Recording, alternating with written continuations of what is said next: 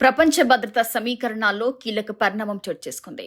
అణ్వ యుద్ధాల వినియోగానికి సంబంధించిన తమ వ్యూహంలో అమెరికా కీలక మార్పులు చేపడుతుంది. మారుతున్న అంతర్జాతీయ పరిస్థితులు, పెరుగుతున్న భద్రతా సవాళ్లను దృష్టిలో ఉంచుకొని అణు నిరోధక సామర్థ్యాన్ని మరింత బలోపేతం చేయాలని అమెరికా నిర్ణయించింది.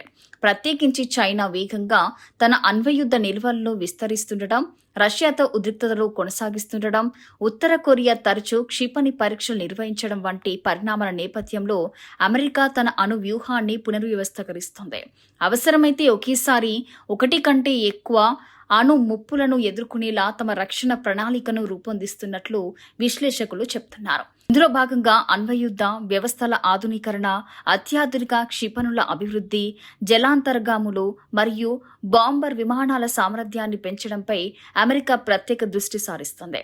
మిత్ర దేశాలతో కలిసి సంయుక్త భద్రతా వ్యవస్థలను మరింత బలోపేతం చేయాలనే లక్ష్యంతో కూడా అడుగులు వేస్తుంది. అయితే అమెరికా నిర్ణయంపై ప్రపంచవ్యాప్తంగా చర్చ మొదలైంది. ఒకవైపు ఇది జాతీయ భద్రతకు అవసరమని కొందరు భావిస్తుండగా, మరోవైపు అణ్వయుద్ధ పోటీ మరింత పెరిగే ప్రమాదం ఉందని నిపుణులు హెచ్చరిస్తున్నారు. దీంతో ప్రపంచ శాంతి భద్రతపై ఈ వ్యూహాత్మక మార్పులు ఎలాంటి ప్రభావం చూపుతాయనేది ఇప్పుడు అంతర్జాతీయంగా ఆసక్తికర అంశంగా మారింది.